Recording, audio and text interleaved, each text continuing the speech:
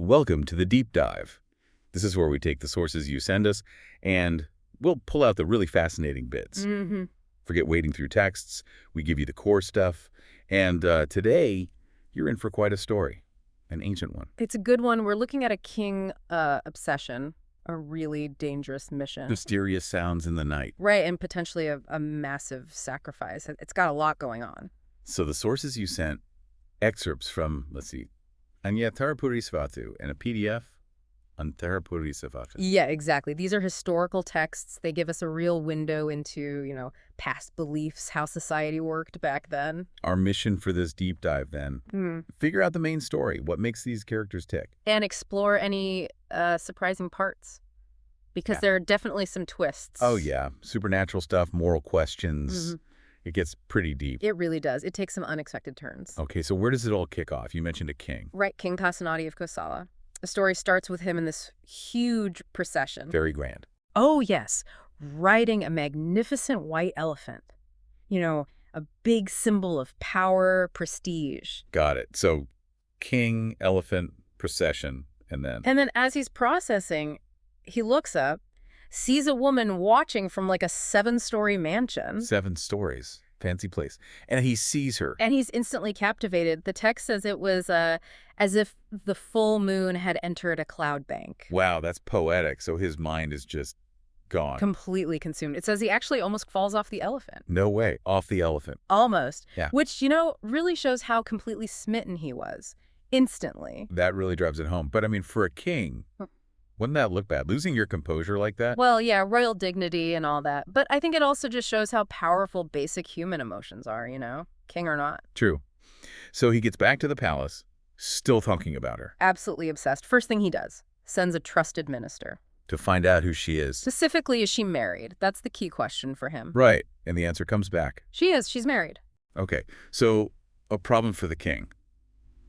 But he doesn't give up. Not at all. He summons the husband under, a totally false reason. Oh, that's sneaky. Yeah. The husband must have been terrified. You can imagine.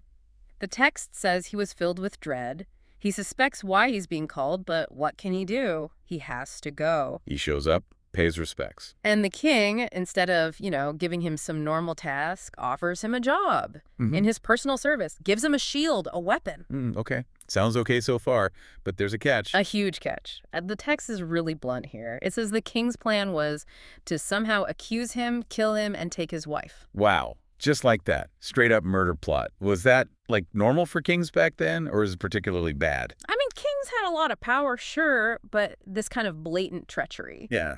Yeah, that would likely be seen as a serious abuse of power. Could cause big problems if it got out. So the husband's stuck. Terrified, but has to serve the king. Exactly. Becomes this devoted servant, but living in constant fear. But the king isn't patient, is he? Just having the husband around isn't enough. No, he wants the wife. So he comes up with this task, which is basically a death sentence. What does he have to do? He orders the servant to travel 5 yojanas, that's a really long way, to a specific spot on a river. Okay. And bring back blue and white lotuses and something called Aruntava-tamatika, dawn-colored earth. Dawn-colored earth. What's that? Now, that's the impossible part. The implication is it comes from the Naga world, the mythical serpent beings. Oh, right. So not something you just scoop up. Definitely not. And he has to do all this and be back before the king's evening bath time. Or else? Or else he's executed. Man, the text even points out how bad his situation is, right? Worse than a slave. Yeah, it says even slaves got more rest. This guy was completely at the king's mercy. He knew it was likely a death sentence. So he goes home, tells his wife. He tells her, basically, my meal is finished. It's a euphemism, meaning, this is the end for me. Heartbreaking. So facing death, he sets out anyway. He does, but here's where it gets interesting. Even though he's in total despair, he does something. Kind. Oh. What's that? On his journey, he meets another traveler. And he actually shares his food, his meager provisions, with this stranger. Even though he thinks he's about to die. That's remarkable. And not just that. He gets to the river, and he throws some rice into the water for the fish. Huh. Another act of kindness. Yeah, small acts, but significant. Then, driven by, fear mostly, but maybe a tiny bit of hope. He tries something else. He reaches the river area and makes this big, heartfelt announcement. He calls out loud. To who? To the Nagas, the Supanta, Those are mythical birds and any deities living in the area. And what does he say? He basically lays it all out, tells them his story, the king's order, the impossible task, and he mentions his good deeds, feeding the traveler, feeding the fish. He even quantifies the merit, the good karma he thinks he got. Really? He tells them how much merit he earned? Yeah, and then he begs them, pleads with them 3 times to help him get the lotuses in that special earth. A desperate prayer. Does it work? It seems so. The Naga king hews him and appears. As a giant serpent. No, interestingly, disguised as an old man, he comes up and asks the servant what he's shouting about. So the servant tells him the whole story again. He does. And then the Naga king says something fascinating. What's that? He asks for a share of the merit from the servant's good deeds. The merit Yeah. from feeding the traveler and the fish. The Naga king wants some of that. Exactly. It shows how important merit, good karma, was believed to be. Even powerful beings desiring it. It's a core part of the cosmology here. Wow. And the servant, does he agree? Instantly, he's like, sure, take it. He shares the merit. And that's the key. Seems to be. After the servant shares the merit, maybe 2 or 3 times, the Naga king just gives him what he needs. He gets the lotuses and the dawn-colored earth. Yep. The impossible task is suddenly possible. The Naga king provides it all. Incredible. So the servant actually did it, but you said his ordeal wasn't over. Not by a long shot, because back at the palace... Uh-oh. The Yeah. king. The king! He's suspicious. Maybe he thinks the servant might actually pull it off somehow. So he orders the palace gates locked early. And he keeps the key. Or the seal. He takes the royal seal ring, so nobody can open the gates without him. Okay. So the servant races back, gets there just in time for the king's bath. Exactly on time, with the lotuses, the earth, everything. But Yeah. the gates are locked tight. He can't get in. And he knows the king probably still wants him dead. Right. He thinks, okay, I did the impossible task, but he's still going to kill me. So he shouts again. To the guards. No, to the whole city, basically. He yells out loud that he completed the king's order, but the king means to harm him unjustly anyway, shouts it 3 times so everyone hears. Making sure they're witnesses. Smart. Desperate times. Then he thinks, where can I go? And decides to head for a monastery nearby. Believing monks would be compassionate. Exactly. He hopes for sanctuary there. He gets to the monastery grounds, finds a spot, and just collapses, exhausted. Falls asleep. Okay, so the servant's safe for the moment, sleeping at the monastery. What about the king? The king's back in the palace, can't sleep, still consumed by lust for the woman. And thinking about killing the servant in the morning. Yep, just waiting for dawn so he can finally get rid of the husband and take the wife. But then something happens that night. Something really weird and terrifying. At that exact moment, the text tells us about 4 beings suffering in hell. Avicii hell. Avicii. That's like the really bad one in Buddhist cosmology, right? The worst, yeah. They're in this huge iron cauldron, 60 yojanas wide. And these guys, they committed adultery way back. How far back? During the time of a previous Buddha, Kassapa, like 20,000 years before this story. 20,000 years ago. And they're still suffering for it? Oh, yeah. It really hammers home the idea of karma. You know, actions have consequences, even across vast stretches of time. So what happens with these beings in the cauldron? Well, they've been boiling for 30,000 years already. 30,000. Then they rise to the surface for just a moment, utter a single syllable, like just one sound, A syllable of what? of a verse expressing their suffering and regret. Regret for not being generous, not being virtuous. Then they sink back down immediately For how long? for another 30,000 years. Wow. That's incredibly bleak. Just one syllable every 30,000 years. Yeah. And meanwhile, the king, lying awake, hears these sounds. He hears the syllables from hell. Apparently so.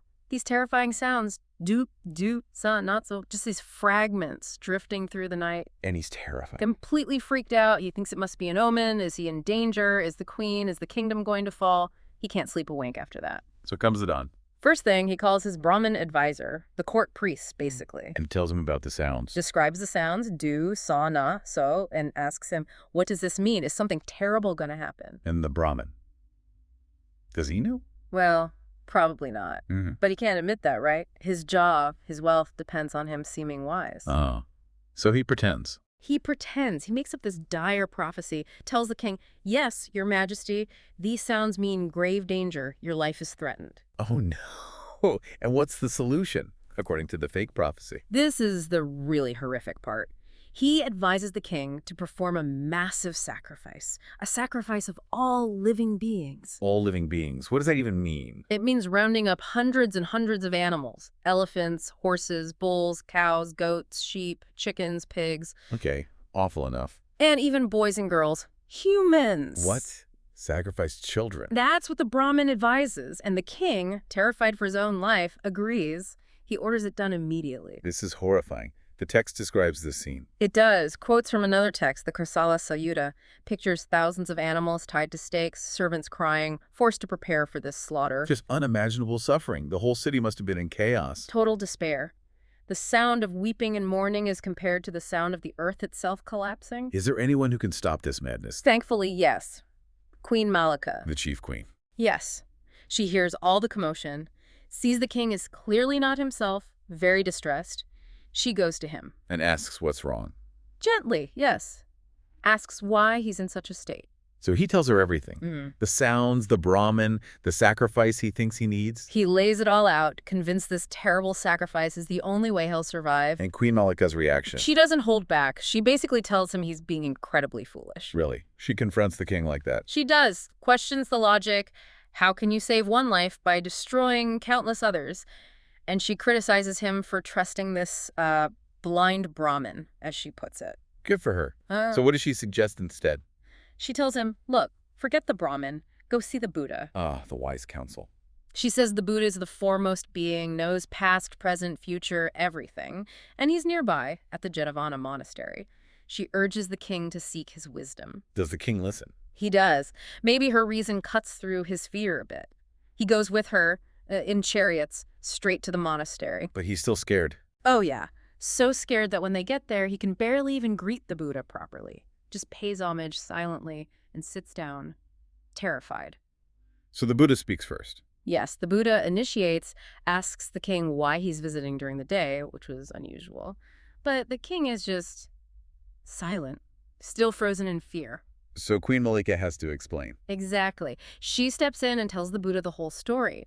The king heard sounds, he's terrified. The Brahmin said it meant danger and advised a sacrifice, so she brought him here for real wisdom. And the Buddha? The Buddha listens, confirms the king did hear sounds, and instantly, of course, he knows exactly what they were. And he tells the king, reassures him. Immediately.